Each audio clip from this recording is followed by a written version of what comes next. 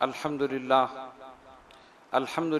रब्बिल आलमीन वस्सलातु वस्सलामु अला मन कान नबिय्यम व आदम बैनल माइ वत्तीन व अला आलिहि व अस्हाबिहि अजमाइन अम्मा बाद फ़अऊज़ु बिल्लाहि मिनश शैतानिर रजीम बिस्मिल्लाहिर रहमानिर रहीम इन्नल्लाह व मलाइकतहु युसल्लूना अलन नबी या अय्युहल्लज़ीना आमनू सल्लु अलैहि व सल्लिमू तस्लीमा अल्लाहुम्मा सल्लि अला सय्यिदिना मौलाना मुहम्मदिन व अला आलि सय्यिदिना मौलाना मुहम्मदिन सलातन दाइमतन बिदवामिल मलिकिल हय्यिल क़य्यूम।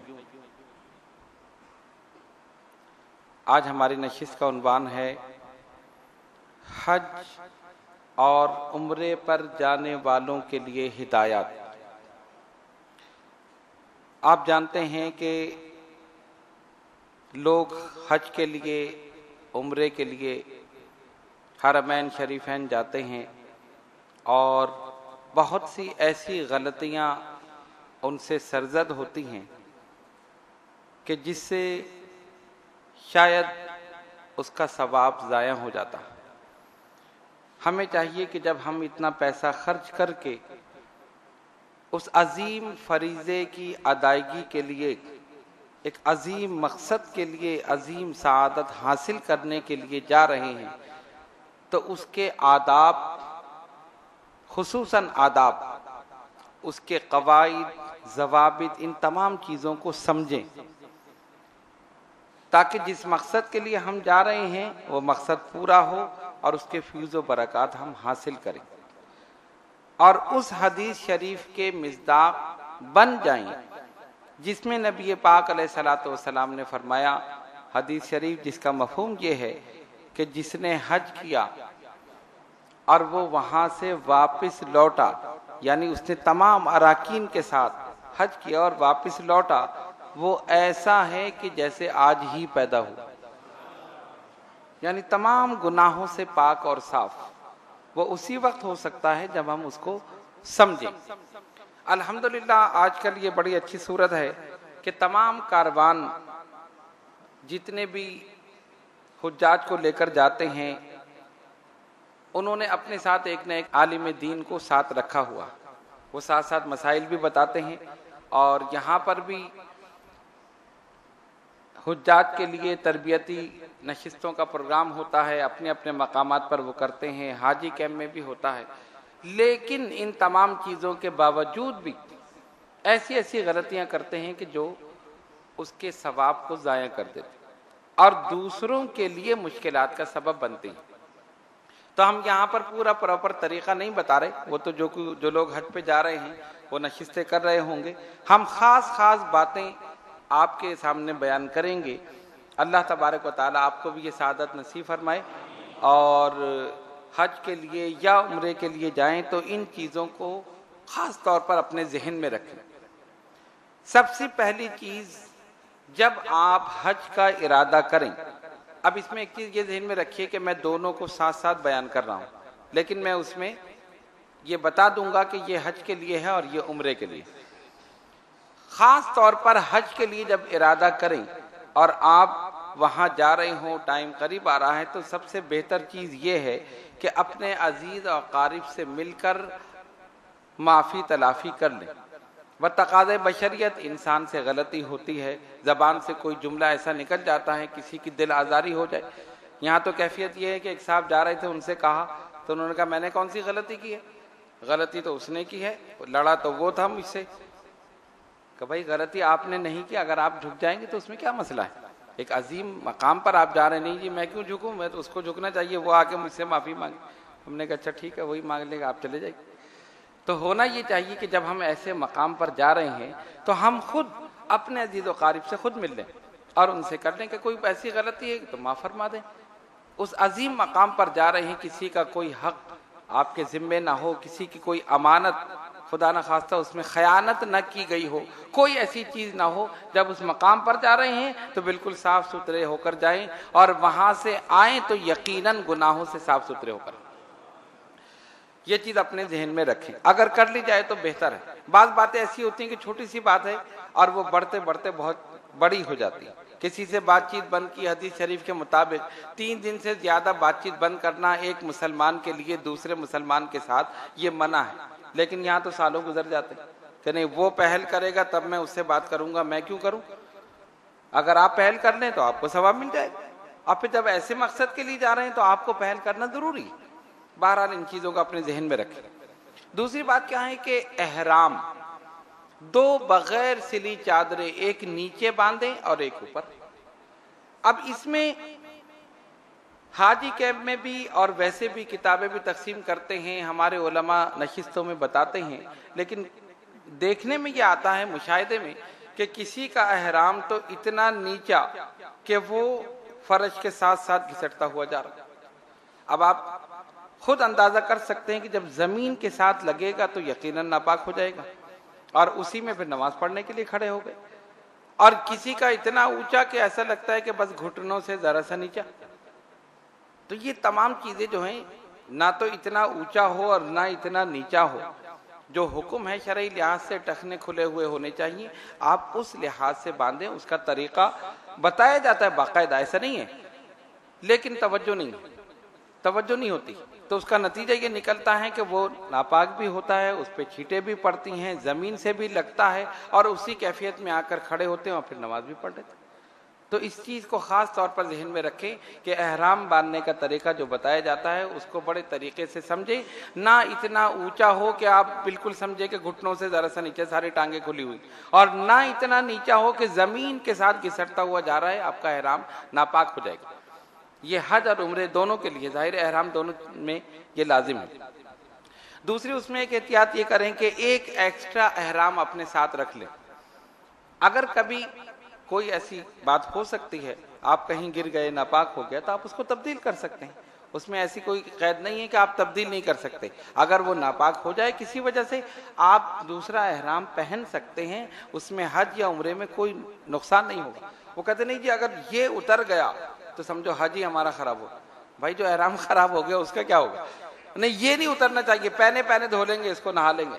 नहीं, ऐसा नहीं है, ये इतनी सख्ती नहीं है। इन्ना दीन युस्रुन, दीन में आसानी है। एक एक्स्ट्रा एहराम रख ले, अगर नापाक हो जाए आप उसको तब्दील कर सकते। दूसरी चीज ये है, एहराम में कंधा खोलते हैं सिर्फ तवाफ में। बहुत से लोगों को देखा घर से ही जो तो सीधे हाथ, सीधा कंधा है, यहीं से खोल के चले जाते। अरे भाई आप कह रहे नहीं जी नहीं, ये तो जरूरी है इसमें। भाई ये तवाफ में जरूरी है। जब आप तवाफ के लिए जाएंगे ना, हरम में आप उतरेंगे, उस वक्त आप उसका तरीका है, एक चादर नीचे कर लें, एक पल्लू उसका दूसरा यहाँ से निकाल कर इधर डाल लें। दायां कंधा आपका खुला रहेगा सिर्फ तवाफ में, उसके बाद नहीं। अच्छा, लोगों की कैफियत ये, कोई घर से ही खोल लेता है, कोई एयरपोर्ट जाके कंधा खोल लेता है, कोई जहाज में खोल लेता है। अच्छा, तवाफ में जिन्होंने खोला उन्होंने खुला ही रहने दिया, बाद में ढापा ही नहीं। हालांकि तवाफ करने के बाद आप दोबारा से चादर को प्रॉपर तरीके से उसी तरह बांध लें, जिस्म आपका ढक जाए, फिर आप नफिल अदा करें। सफा मरवा में भी कंधा खुला हुआ।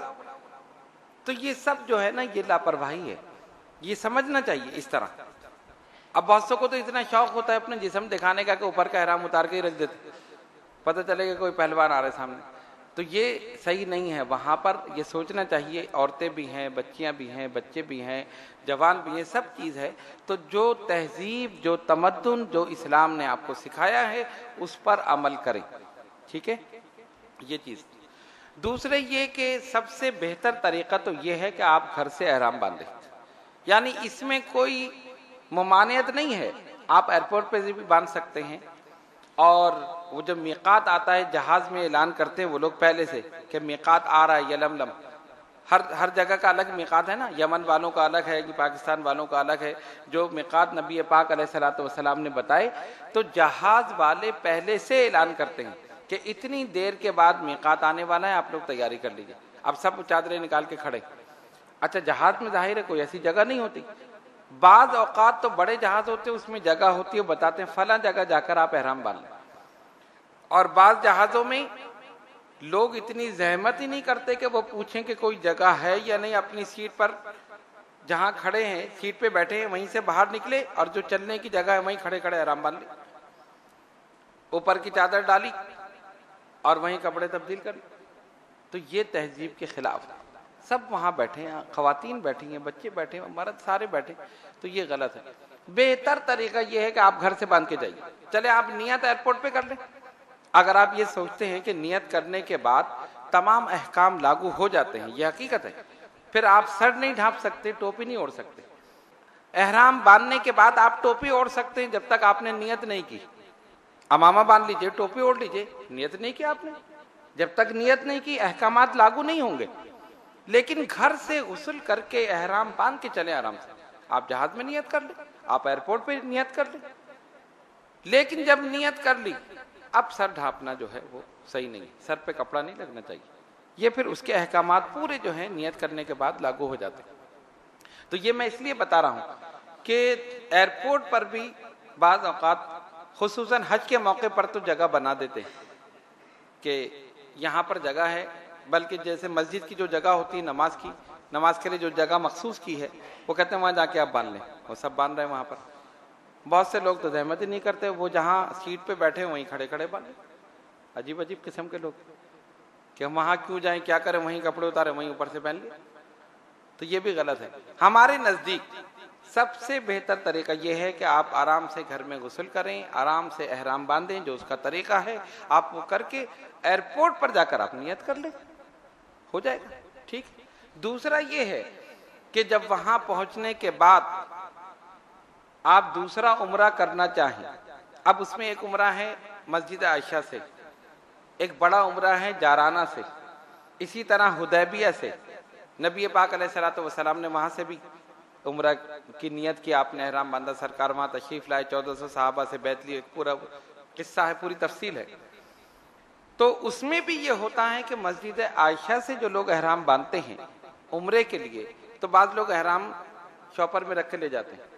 वो सही है कि वहां पर गुसल खाने बने हुए, ठंडे गर्म पानी का इंतजाम है, आप आराम से कर सकते हैं, लेकिन जो कपड़े उतारेंगे वो आपके साथ।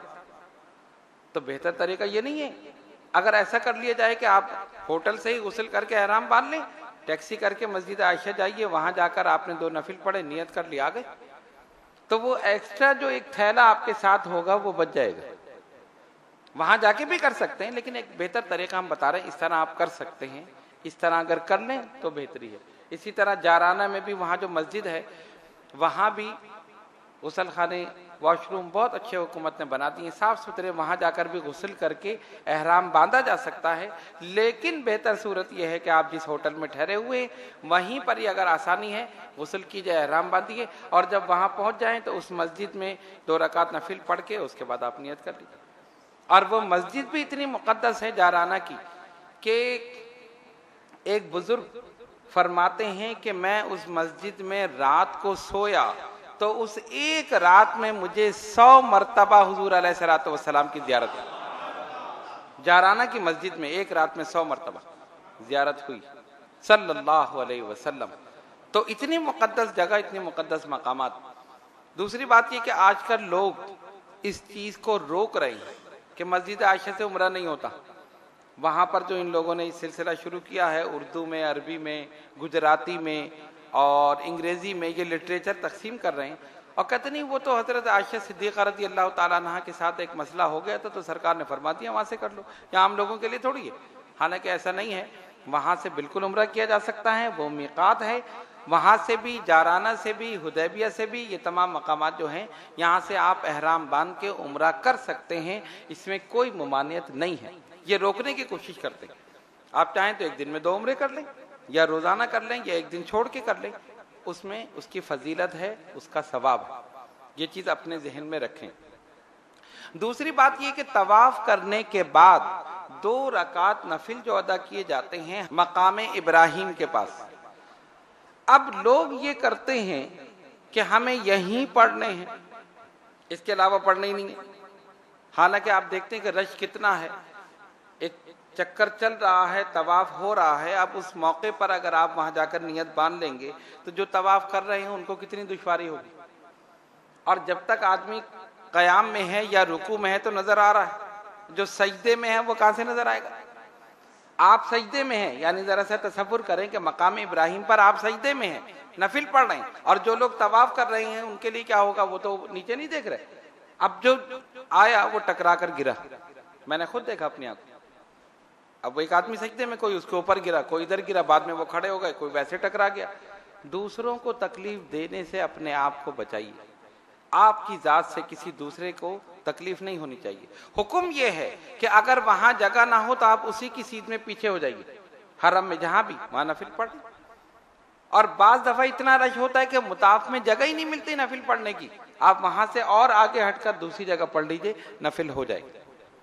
कुछ लोग ऐसे करके खड़े हो जाते हैं, एक साहब खड़े हुए यूं, जो आ रहा है उसको इधर से हटाया, उसको उधर से हटाया, क्या हुआ, उनकी बेगम नफिल पढ़ रही, मियाँ साहब खड़े। तो ये चीज गलत है, इसका ख्याल रखना चाहिए। तवाफ के बाद के नफिल जो हैं आप आगे भी कहीं भी अदा कर सकते हैं, क्योंकि वहां तो अदा करना मेरे ख्याल से नामुमकिन। फिर एक चीज है हजरे अस्वद का बोसा। बोसा लेकर तवाफ शुरू होगा, हर चक्कर में बोसा दिया जाएगा, बोसे पर खत्म होगा। चूमना, चूमने को ये मना करते हैं ना, अल्लाह ने चूमने से ही तवाफ शुरू किया। तुम चूमने को मना करते हो, अब चूमो।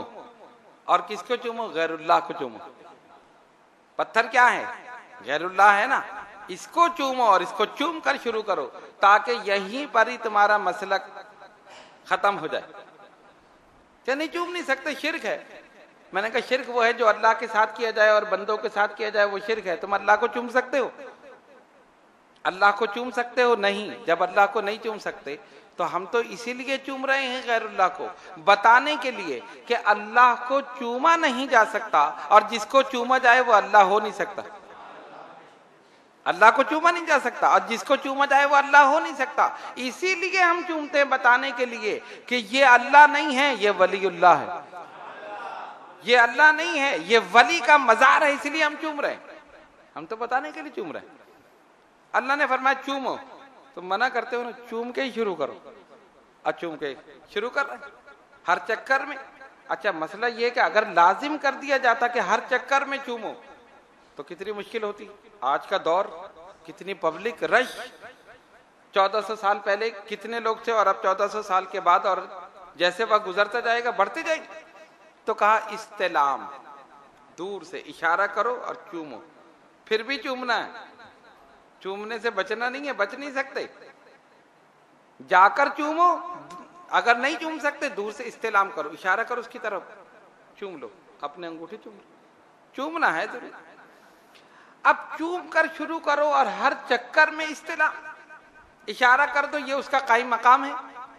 चूमने का कायम मकाम है। आप देखें दीन ने कितनी आसानी कर दी, हर चीज का कायम मकाम मौजूद है। वुजू है, बगैर वुजू नमाज नहीं है। और किसी ऐसे मकाम पर हो कि वुजू नहीं कर सकते, उसका कायम मकाम तयम्मुम है, तयम्मुम कर लो, नमाज हो जाएगी। चूमना जरूरी है, नहीं चूम सकते रश है, इस्तेलाम उसका कायम मकाम है, दूर से इशारा करो, चूम लो, तवाफ शुरू कर दो।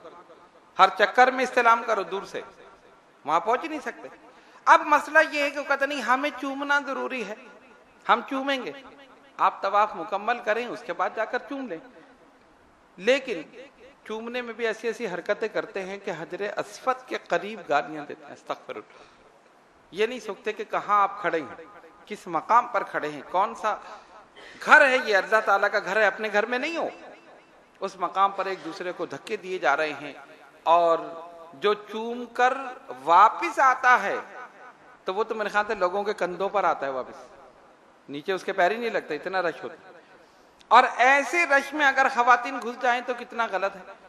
इसलिए खवातीन पर लाजिम है कि न जाएं, जहां मर्दों औरतों का इख्तिलात हो उससे एहतियात करें। बहुत से मौके ऐसे होते हैं कि खवातीन चूम सकती हैं, लेकिन इस भीड़ में घुसना ये गलत है। अगर आपके साथ खवातीन हो तो उनको रोक दें कि न जाएं। और आप भी कोशिश करें कि जब आप जाएं तो किसी को धक्का न दें, किसी को तकलीफ न दें, गाली न दें, जबान से कोई गलत जुमला ना निकले, इसलिए कि आप उस मकाम पर खड़े हैं जो अल्लाह तबारक व तआला का घर है, अजीम मकाम है, मामूली चीज नहीं है। इस चीज का खास तौर पर ध्यान रखें। एहराम की हालत में लोग जाते हैं, जो बाहर निकला पता चला ऊपर की चादर ही गायब, वो वहीं रह गए, खुद बाहर आ गए, और बहुत सी चीजें इस तरह। तो इसलिए इस चीज को जहन में रखें। एक और चीज जो मैंने इस दफा देखी उम्रे में, हज में भी देखी थी, इस दफा बहुत ज्यादा देखी। अब वो है सेल्फी। बड़ा शौक है लोगों को अपनी अपनी तस्वीर बनाने।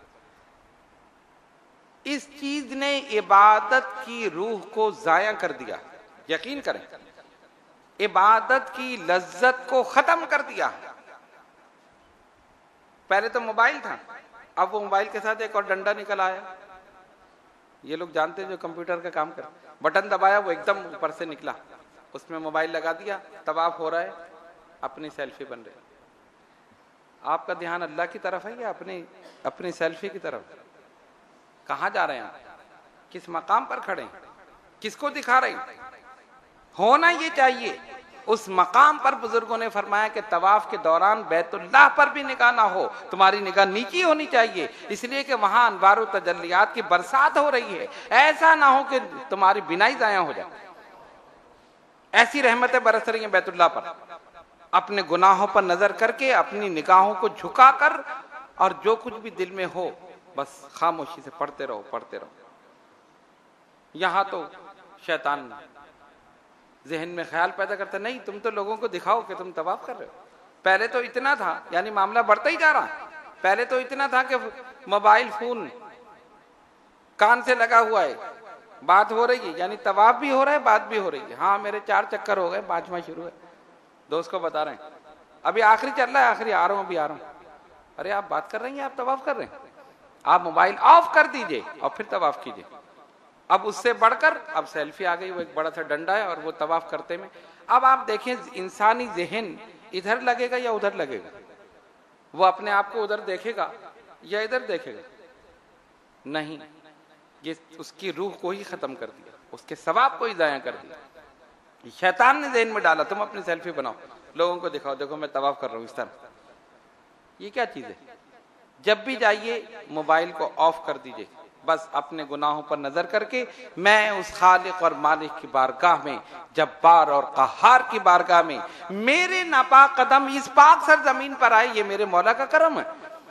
मैं कैसे यहां पहुंचा, ये सोचकर अपने गुनाहों पर नजर करते हुए निगाहें नीची करके फिर आप तवाफ कीजिए। फिर देखो कैसी रहमतों की बरसात हो और कैसा लुत्फ आता है। किसी को देखने की जरूरत ही नहीं है, नीची निगाह से आप तवाफ करते रहिए, फिर रहमतों की बरसात होगी। अरे वहां तो करम ये है कि जो तवाफ ना करे, सिर्फ हरम में बैठकर बैतुल्लाह को देखता रहे, हर पलक झपकते में 10 नेकी, सिर्फ देखने में। और जो तवाफ करे उस पर नेकी अलग है। तो इन तमाम नेकियों को हमने जाया कर दिया।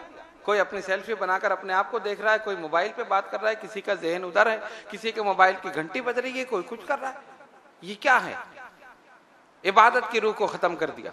तो जो चीज लेने गए थे वो लेते क्या, जो लेकर गए थे वो भी जाया कर दिया, वो भी खत्म कर दिया। और याद रखो, जितना मुकद्दस मकाम होगा उतना ही गलती पर बड़ी सजा होगी। जितना मुकद्दस मकाम होगा, अब उसकी मिसाल की समझे, आपने घर में गाली दी, गलत है, लेकिन वहां से निकलकर मस्जिद में गाली दी तब और ज्यादा गलत है, और वहां से निकलकर हरम में तब। जैसे जैसे उस मकाम का दर्जा बढ़ता जाएगा और वहां गलती होगी, उसका अजाब उतना ही शदीद होगा। तो उस मकाम पर और वहां हम इस तरह करें। तो इन तमाम चीजों को अपने जहन में रखिए। आप हज के लिए जाएं, आप उम्रे के लिए जाएं। मोबाइल बेशक जरूरी चीज है, मैं ये नहीं कहता कि आप नहीं, आप जरूरी है। आप हरम में दाखिल हो, उसको बंद करके रख दीजिए, ऑफ कर दीजिए। जब तवाफ से फारिग हो गए फिर आप खोल लीजिए, इस्तेमाल करें। लेकिन हर चीज का इस्तेमाल फी नफ्से ही गलत नहीं है, सही इस्तेमाल भी है। हम गलत इस्तेमाल कर रहे हैं, हम अपनी सेल्फियां बना रहे हैं, हम फोन पे बात कर रहे हैं, हम गुफ्तगू कर रहे हैं, हंसी मजाक कर रहे हैं आपस में बैठे हुए। इन तमाम चीजों से परहेज कीजिए। चंद दिन के लिए आप वहां गए हैं, एक एक लम्हा इबादत और रियादत में गुजार दीजिए। ये तमाम चीजें अपने जहन में रखें। इसके बाद बाज़ हजरात ये करते हैं, और आजकल वहां पे जो लोग हैं आप जानते हैं कि उनका मसलक हमसे अलग है, जो सऊदी हुकूमत है। उन लोगों ने उर्दू में, अरबी में, अंग्रेजी में, गुजराती में, हर जबान में अपना लिटरेचर रख दिया। और अब तो ये है कि लिटरेचर के साथ साथ माइक पर भी वो अपनी वो तबलीग करते रहते हैं।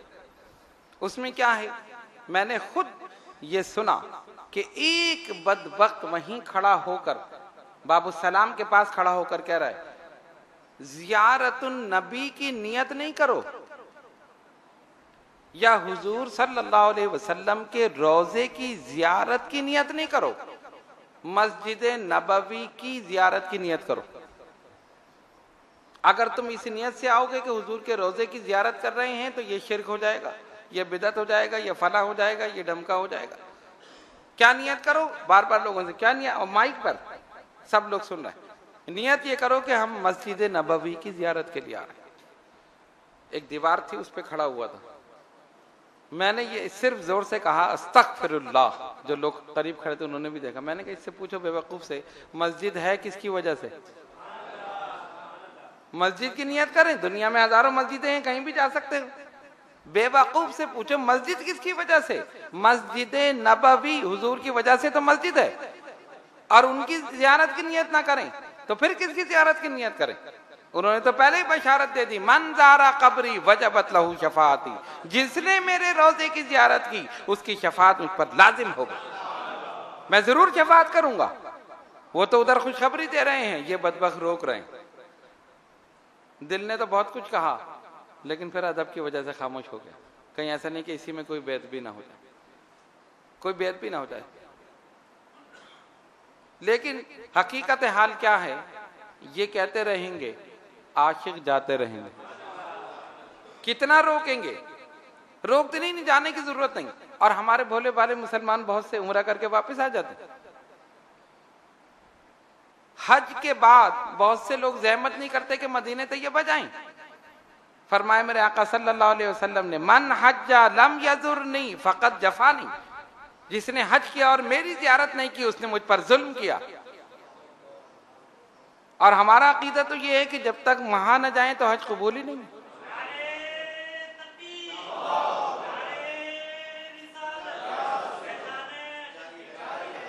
है ही उनकी वजह से। इसीलिए तो इमाम अहले सुन्नत ने फरमाया था, होते कहां खलीलो बिना काबा मिना, लौलाक वाले साहिबी सब तेरे दर की। उनके तुफैल हज भी खुदा ने करा दिए। उनके तुफैल ही तो कराए हैं, और किसके तुफैल हुए? अरे जिसकी वजह से सब हो रहा है उसकी जियारत नहीं करें। बेवकूफ कह रहे मस्जिद की जियारत करो। मैंने कहा इससे पागल से पूछो कि रोजा ना होता तो मस्जिद को देखने कौन आता? ये मस्जिद उनकी वजह से, ये मदीना उनकी वजह से, ये रियाजुल जन्ना। किसने कहा कि ये जन्नत की क्यारी है? माँ बैना बैती व मिंबरी रौज़तुम मिन रियाजुल जन्ना। फरमाया मेरे घर और मेरे मिंबर के दरमियान जो जगह है ये जन्नत की क्यारी है। किसने कहा है? इसको मान रहे हो? अच्छा एक और बात कहते, नहीं सलाम नहीं पेश करो। ये भी वही बदबख्त कह रहा था, सलाम नहीं पेश करो। किसी और ने अगर कहा है उसका सलाम भी नहीं पेश करो। हमारा तरीका है ना अहले सुन्नत, कोई जा रहा है तो भैया सरकार की बारगाह में सलाम पेश कर देना, हम कहते हैं खुद। और हम जाते तो लोग हमसे कहते हैं, फिर हम जाके सरकार की बारगाह में पेश करते हैं, या रसूल अल्लाह सल्लल्लाहु अलैहि वसल्लम, सरकार इतने आशिकों ने सलाम पेश किया कि नाम नहीं बता सकते, आपको तो रोशन है, लिहाजा जिसने पेश किया आप सबका कबूल कर लीजिए।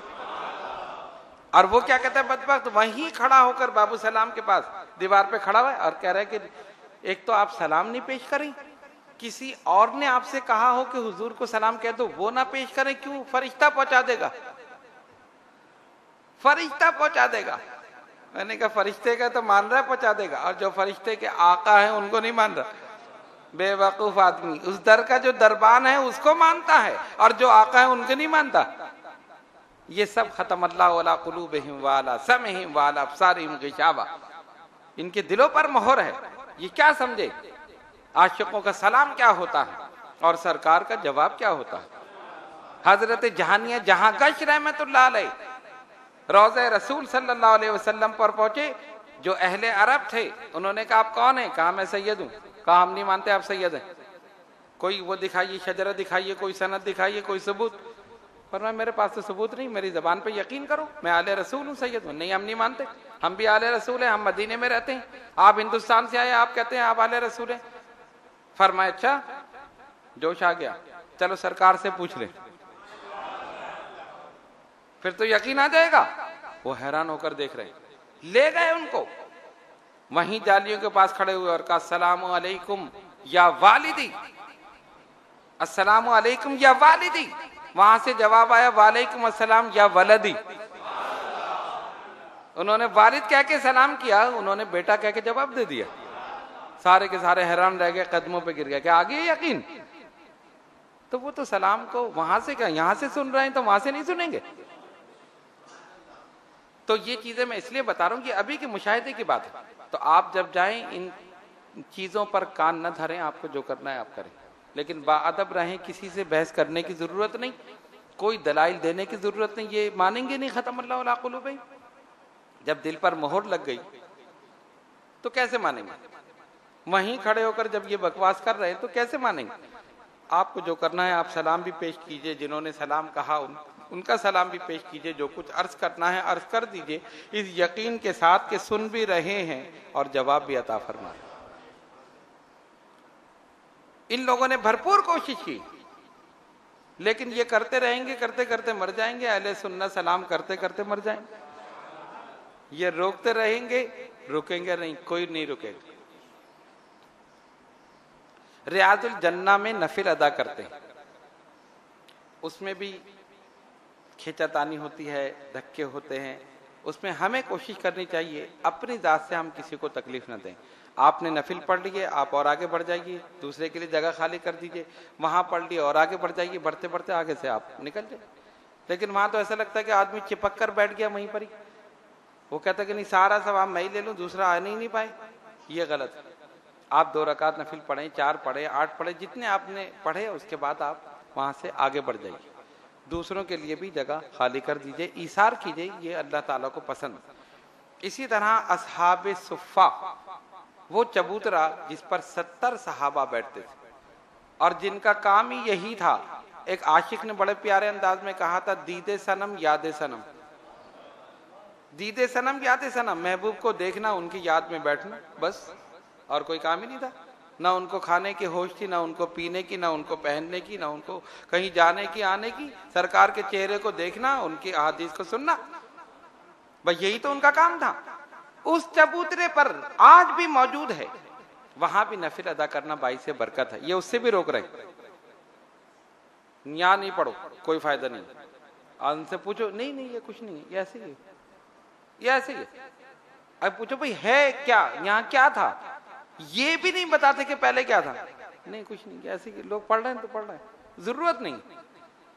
अरे आशिकों का तो हर वो खित्ता मदीने का जहां हुजूर का कदम लगा, वो तो हमारे सर पे रखने के काबिल। पता चलता है यहां सरकार तशरीफ लाए थे, आशिक दौड़ के वहां पहुंच जाते। ये कहते नहीं रुको। खास तौर पे औरतों में, खवातीन में, इन्होंने ऐसी खवातीन रखी हुई कि जो रोकती कि नहीं असहाब सुफ़ा जो है इसकी कोई हैसियत नहीं है, ये कोई चबूतरा वबूतरा नहीं, ऐसे ही बन गया ये बात।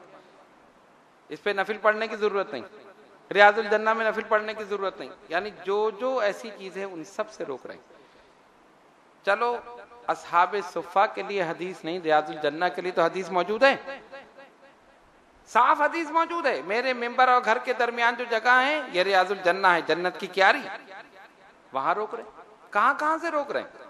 तो आप जब जाएं तो वहां भी नफिल अदा करें, उस चबूतरे पर भी अदा करें, और वहां भी यही सूरत है कि नफिल अदा करके आप वहां से हट जाएं। बहुत से लोग सोचते हैं कि हम काफी देर बैठे। अगर ऐसा मौका हो कि आप बैठ सकते हैं और रश नहीं है तो आप बैठ जाइए, आप वहां बैठकर तिलावत कुरान कीजिए, दुआएं पढ़िए, नवाफिल पढ़िए। लेकिन अगर ऐसा देखें कि पीछे लोग खड़े हैं, रश है और आपको सिर्फ 2 रकात नफिल का ही मौका मिल रहा है, तो 2 रकात नफिल पढ़ के आगे बढ़ जाइए, दूसरे को जगह दे दीजिए। इन चीजों का खास तौर पर ख्याल रखें। और दूसरी चीज ये कि जो लिखी हुई किताबें, जो दुआएं हैं, वो ये लोग छीन लेते। तो कोशिश ये करें कि दुआ आपको याद हो तो बेहतर है, या बहुत छोटी सी हो, पॉकेट साइज जो बिल्कुल होती है, वरना वो दुआ हिज़्बुल बहर जो थी वो बहुत से लोगों से छीन ली उन्होंने। तो इसलिए हमने अपने लोगों को यही ताकीद की कि आप याद कर लें, याद होगी तो उसको पता ही नहीं चलेगा क्या पढ़ रहे हो। जब आपका टाइम हो आप बैठ के पढ़ लीजिए, जिस मकाम पर बैठ के पढ़े वहां का तो एक एक खित्ता जो है नूरुल अला नूर है। तो इसलिए इन चीजों को अपने जहन में रखें, उनसे उलझने की जरूरत नहीं। बहुत से लोग बहस करने के लिए खड़े हो जाते हैं तो वो किताब फाड़ के उनके सामने फेंक देता है, तो इसका मतलब है कि हम उसके जिम्मेदार हुए। अगर हम बहस ना करते तो वो ये हरकत ना करता। और फिर हमसे देखा नहीं जाता कि जिसमें सरकार का नाम हो, अल्लाह ताला का जिक्र हो, अल्लाह ताला का नाम हो, उसको फाड़ कर और फेंक दिया जाए। तो इसलिए उस चीज से बचने के लिए बेहतर यह है कि आप दुआएं याद कर लें, या फिर इतनी छोटी सी पॉकेट साइज हो कि आप खामोशी से लेकर पढ़ लें और किसी को पता न चले, वरना वो नहीं पढ़ने देते वहां पर। इसी तरह मवाज शरीफ में हाथ बांधकर सलात व सलाम पेश करना, यह हम अहले सुन्नत का तरीका है, हम करते हैं और करते रहेंगे। जब आप देखें कि रश है तो आप आहिस्ता से हाथ बांध के सलाम पेश करके आहिस्ता आहिस्ता गुजर जाएं। वहां पर हमने कोशिश की कि वहां रुकें, अभी नहीं, गुज़िश्ता हज में मैंने देखा कि रश कम था और वो फिर भी रुकने नहीं दे रहा था। यल्ला रुख निकल जाओ जैसे फौरन। तो मैं चला गया वहाँ जाली के पास, एक सुराख है नबी पाक अलैहिस्सलातु वस्सलाम के रोज़े अनवर की निशानदेही करता है, 2 सुराख हैं जो साहिबैन और शेखैन के मज़ारात मुक़द्दसा की निशानदेही करते हैं। इस तरफ कुछ जगह खाली, तो वहां सिर्फ मैंने उससे सवाल किया, हाजा मकानुन खाली। पहले तो गौर से मुझे देखा, फिर उसने पीछे देखा, कर नाम खाली। मैंने कहा ना कदमैन, ये कदमैन होना। मैं इसलिए बात करता कि थोड़ी देर यहाँ खड़ा हो जाए, वरना ये खड़ा ही नहीं होने देगा, ये फिर आगे भगा दे। मैंने कहा हाजा अबू बकर सिद्दीक रज़ी अल्लाह ताला। मैंने कहा बाद उमर फारूक रज़ी अल्लाह ताला। ओ सुभान अल्लाह, जय्यद। हाजा मकानुल खाली, यानी इस तरफ जो है जो जालियां हैं उसकी जगह खाली है। थोड़ी देर मौका मिला, जब वो बोलता था तो मैं दुरूद पढ़ना शुरू कर देता था। कुछ देर मौका मिल जाए उसके बाद फिर वहां से गुजर गए। सरकार की मसलिहत है कि जो ये यहाँ मौजूद हैं। और उसमें एक हिकमत भी नजर आई कि आप जानते हैं कि हमारे लोग जब इश्क मोहब्बत में आते हैं तो ये तो क्या से क्या कर देते हैं। मैंने सोचने लगा अगर ये नहीं होते तो शायद ये लोग जालियां भी उखाड़ के ले जाते तबर्रुक के तौर पर। शायद इसीलिए हुजूर अलैहिस्सलातु वस्सलाम ने उनको बर्दाश्त कर लिया कि वरना जिसको मौका मिले वो हट ही नहीं रहा अपनी जगह से। भाई आप सलातो सलाम पेश कर चुके, आप आगे बढ़ जाइए, वो हटने के तैयार ही नहीं है, अपने सुन्नी को आने देने के लिए तैयार नहीं। कोई जोर से पढ़ रहा है, हमने इशारा किया देखो यहाँ जोर से। और एक चीज और अभी मेरे जहन में आई, वो ये है कि बाज़ हज़रात जूतियां लेकर फिर मवाज़े शरीफ चले जाते हैं। और मैंने ये देखा खुद अपनी आंखों से कि एक हाथ में जूतियां हैं और जब वहां पहुंचे तो सलाम पेश करने के लिए यूं हाथ ऊंचा कर, तो मैंने जोर से उसके हाथ पे हाथ मारा कि ये क्या कर रहा, जूतियां हाथ में, तू रोजे के सामने। यानी उसको ख्याल ही नहीं कि मैं क्या कर रहा हूं। जैसे हम सलाम पेश करते तो वो जूतियां हाथ में लेकर बुलंद हो गई जूतियां, उसको ये ख्याल नहीं कि कितनी बेअदबी की बात है। तो इसके लिए सबसे बेहतर चीज ये है कि शॉपर में वो रखें और जो डिब्बे हैं उसमें आप रख दें। जब सलाम पेश करके आए आप वहां से उठा लें, हाथ में उसको न रखें। या बाज लोग ये करते हैं कि वो एक थैला सा होता है जो यहाँ के देते हैं, उसमें रख के वो पहन लेते हैं। वो कमर पे जूतियां होती हैं और वो बंद भी होती हैं बिल्कुल, लेकिन हाथ में लेकर और फिर इस तरह बेध्यानी में ऊंचा हो जाए, ये बिल्कुल गलत है, अदब के खिलाफ है। इसी तरह वो लोग, उनको तो हम कुछ कह ही नहीं सकते कि वो कुरान मजीद फुरकान हमीद के पास जूतियां रख देते हैं, कुरान सर के नीचे रखकर सो जाते हैं, लेट जाते हैं, पैर किबले की जानिब कर लेते हैं। वो तो अजीब हरकतें करते हैं। और हमारे बहुत से लोग भोले बाले के नहीं जी नहीं, दीन यहां से निकला है ये ज्यादा जानते हैं, दीन यहां से निकला है ये ज्यादा जानते हैं। मैंने ज्यादा जानते हैं और जो सरकार ने फरमाया वो माज़अल्लाह गलत है। जो अदब, जो एहतराम, जो हुजूर ने कुरान का और इन तमाम चीजों का और बैतुल्लाह का अदब, किबले की तरफ पैर ना करो और ये सारी चीजें, ये गलत है क्या? ये ज्यादा जानते हैं बदबख्त। उनके लिए तो ऐसी किताब है जैसे आम सी किताब, कुरान पढ़ रहे हैं, पढ़ते पढ़ते उस टांग फैला के उस पर किताब रख दी और लेट गए तो कुरान अपने सर के नीचे रखकर लेट गए। हमारे देखकर तो रूह कांप जाए कि ये क्या कर रहा है। इसलिए उनके अमल पर न जाइए, वो जो कुछ करते हैं करते रहें। फिर बाज लोग हमारे पाकिस्तानी जो वहां जाते हैं, जाकर रहते हैं कोई जॉब के सिलसिले में या वैसे सऊदी अरब में, तो बहुत से लोग जो हैं, अक्सर को ये देखा कि वो सुन्नत और नफिल छोड़ देते हैं और नमाज के बाद दुआ करना छोड़ देते हैं। क्योंकि ये लोग, आपने देखा होगा कि नमाज के बाद दुआ नहीं करते, हालांकि हदीस शरीफ मौजूद है जिसका मफहूम ये है कि अल्लाह तबारक व तआला फर्ज नमाजों के बाद की गई दुआ को जरूर कबूल करता है, फर्ज नमाजों के बाद, और ये फराइज के बाद दुआ ही नहीं करता। आप देख लें, दोनों जगह दुआ नहीं होती, बस नमाज खत्म हो गई, उसके बाद या तो ऐलान होगा अस्सलातु अलल मय्यित, नमाज जनाजा का ऐलान होगा, दुआ नहीं होगी, दुआ ही नहीं करते। और सुन्नत नफिल तो है ही नहीं, ना मौक़िदा ना गैर मौक़िदा कोई नहीं पढ़ता। तो आप क्या है वहां रहें, लेकिन अपने मसलक पर कायम रहें, अहादीस में जो कुछ आया उस पर अमल करें, जो सहाबा ने किया, जो बुजुर्गान दीन ने किया, औलिया कामिलीन ने किया, जो नवाफिल हैं वो पढ़ें, जो सुन्नतें हैं वो पढ़ें, अपने तौर पर तमाम चीज़ें अदा करें, उनके ऊपर न जाए। जो जिनको दीन की मालूमात नहीं होती होगा तो ये कहाँ पढ़ते हैं, ये कहाँ पढ़ते हैं, दीन तो यहाँ से निकला, इनको ज़्यादा मालूमात, ये गलत है। उनके तो वो तो नमाज में अपना जुब्बा भी सही कर लेते हैं, वो तो खुजा भी लेते हैं, वो तो सब कुछ कर लेते हैं, आप भी वही कीजिए फिर। तो हमें ऐसा नहीं करना है, जो तरीक़ा है बुजुर्गों ने बताया, जो अहादीस में आया, हमें उस पर अमल करना है। बा अदब बा नसीब, बे अदब बे नसीब। नमाजों के बाद दुआ भी करनी है, नवाफिल भी पढ़ने हैं, जो सुन्नत मौक़िदा हैं वो भी, और जो गैर मौक़िदा अगर टाइम है तो वो भी। जितनी चीज़ें, जितनी इबादत आप कर सकें आप करें, अपने तरीके पर करें, किसी से बहस करने की, मुबाहिसे की ज़रूरत नहीं, कोई दलाइल पेश करने की ज़रूरत नहीं। उन्होंने जगह जगह कैमरे लगा रखे हैं, वो कैमरों में देखते हैं और उसके बाद आकर वो नोट करते हैं और उसके बाद फिर वो पकड़ कर ले जाते हैं, किताबें छीन लेते हैं, बहुत सी चीज़ें हैं। लेकिन बहरहाल हमें जो करना है हम उसको उसी हिसाब से करें। ये तमाम वो ख़ास चीज़ें थी जो हमने आपके सामने पेश की। ये हज के दौरान भी और उम्रे के दौरान भी ये तमाम चीज़ें जो हैं आपको जहन में रखनी है और इसी पर अमल करना है, ठीक है ना। अल्लाह तबारक व तआला आपको हज पर ले जाए, उम्रे पर ले जाए, ज़ियारत हरमैन शरीफैन से मुशर्रफ करे, बार बार हाज़िरी की तौफीक नसीब फरमाए। और सबसे बढ़कर ये दुआ कीजिए कि बाअदब हाज़िरी, बाअदब हाज़िरी। ऐसा नहीं कि जो कुछ लेकर गए थे वो भी गंवा दिए। हाजी साहब आए बड़े लुत्फ़ लतीफ़ से, ईमान लिपट के रह गया काबे शरीफ से, ऐसा नहीं होना चाहिए।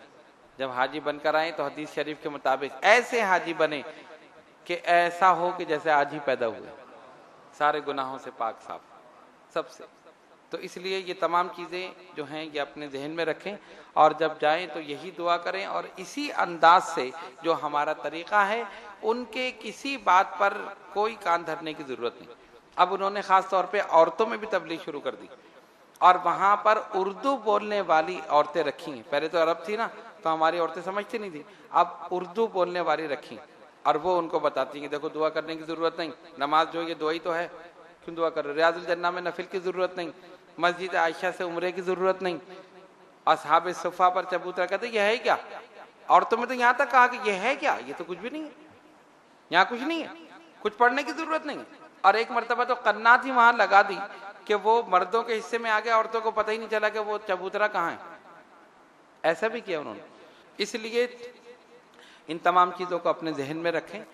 और एक ख़ास बात यह है कि जो बार बार जाना चाहता है उसको चाहिए कि सैयदना अमीर हमजा रज़ी अल्लाह ताला अन्हु की बारगाह में अर्ज कर दे, वो हुजूर से सिफारिश कर देंगे, आपका बुलावा आ जाएगा वहां पर जाकर उनकी बारगाह में। बल्कि मेरा तो माने यहीं से भी आप अर्ज कर दे तो बुलावा आ जाएगा।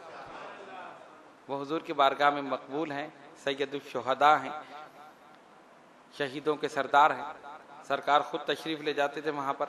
हर उस तारीख को साल के बाद, ये जो कहते हैं ना सालाना जाना मज़ारात पर हराम है, बुखारी की हदीस, नबी पाक अलैहिस्सलातु वस्सलाम हर साल उस तारीख को जब जंग हुई, जब इन लोगों ने जामे शहादत नोश किया, मदीना मुनव्वरा से शहर से चलकर मैदान उहद में जाते थे और सरकार को लकड़ी का मिंबर भी ले जाया जाता था। मिंबर ले जाना इस बात की दलील है कि एहतमाम किया जा रहा है। मिंबर पर हुजूर रौनक अफरोज होते सल्लल्लाहु अलैहि वसल्लम और फिर खिताब फरमाते और फरमाए इनको सलाम करो, ये जवाब देंगे और क़यामत तक लोग आके यहाँ सलाम करेंगे, ये क़यामत तक जवाब देंगे। वो तो शहीद है, जिंदा है। तो इसलिए वहाँ पर भी हाजिरी जो है ज़रूरी है। सारी चीज़ें वहीं पर है। मैं ये सोचने लगा कि जन्नत है कहाँ, जन्नत की सारी चीज़ें तो यहीं पर। रियाजुल जन्ना, जन्नत की क्यारी, वो मदीने में है। जन्नतुल बकी, जन्नत का टुकड़ा कब्रिस्तान, वो मदीने में है। जन्नती पहाड़ ओहद, सरकार ने फरमाया ओहदुन जबल युहिब्बुना व नुहिब्बुहुम, ओहद एक पहाड़ है, ये हमसे मोहब्बत करता है, हम इससे मोहब्बत करते हैं। हाजा जबल मिन जिबालिल जन्ना, ये जन्नत के पहाड़ों में से एक पहाड़ है। तो मैं सोचने लगा जन्नत का पहाड़ वो मदीने में है, जन्नत की क्यारी वो मदीने में है, जन्नतुल बकी वो मदीने में है, तो जन्नत है कहाँ? सारी जन्नत तो यही है। या तो इसी को जन्नत बना दिया जाएगा या ये सारी चीजें जन्नत में पहुंचा दी जाएगी। इसलिए कि जन्नत को बसाने वाला और जन्नत को आबाद करने वाला और जन्नत को संवारने वाला खुद मदीने में, इसलिए सारी चीजें मदीने में। तो आशिकों की जन्नत तो मदीने में है। इसलिए अल्लाह तबारक व तआला की बारगाह में यही दुआ है कि वो हम सबको बाअदब हाज़िरी नसीब करे। आइए दुआ करें, अल्लाह रब्बुल आलमीन हमारे सगीरा व कबीरा गुनाहों को माफ़ फरमा। या अल्लाह हमारी नमाजों को कबूल फरमा, या अल्लाह हमारे सजदों को कबूल फरमा, या अल्लाह हम सबको हज पर उम्रे पर बार बार हाज़िरी नसीब फरमा और बाअदब हाज़िरी नसीब फरमा। बेअदबों से बचा, गुस्ताखों से बचा, अपने नबी सल्लल्लाहु अलैहि वसल्लम के दुश्मनों से बचा, इन सब से महफूज रख और अपने आशिकों के साथ हज करने की तौफीक अता फरमा, आशिकों के साथ उम्रा करने की तौफीक अता फरमा। नबी पाक अलैहिस्सलातु वस्सलाम की ज़ियारत और सरकार के रोज़े की ज़ियारत बार बार नसीब फरमा। ऐ इलाहुल आलमीन, ये तमाम हजरात और ख़वातीन जो दूर दराज मकामात से इस नशिस्त में शिरकत करने के लिए हाजिर हुए, मौला इन सब की हाजिरी को कबूल फरमा, इन सब पर अपनी रहमतें बरकतें नाजिल फरमा, इन सब के इल्म में, अमल में, उमर में बरकत अता फरमा, इनके रोज़गार में तरक्की अता फरमा, इनकी ज़ाहिरी बातनी रूहानी जिस्मानी बीमारियों को परेशानियों को हमेशा हमेशा के लिए दूर फरमा। इन्नल्लाह व मलाइकतहु युसल्लूना अलन नबी या अय्युहल्लज़ीना आमनू सल्लु अलैहि व सल्लिमू तस्लीमा। अल्लाहुम्मा सल्लि अला सय्यिदिना मौलाना मुहम्मदिन व अला आलि सय्यिदिना मौलाना मुहम्मदिन सलातन दाइमतन बिदवामिल मलिकिल हय्यिल क़य्यूम। सुब्हान रब्बिका रब्बिल इज़्ज़ति अम्मा यसिफून व सलामुन अलल मुरसलीन वल्हम्दुलिल्लाहि रब्बिल आलमीन।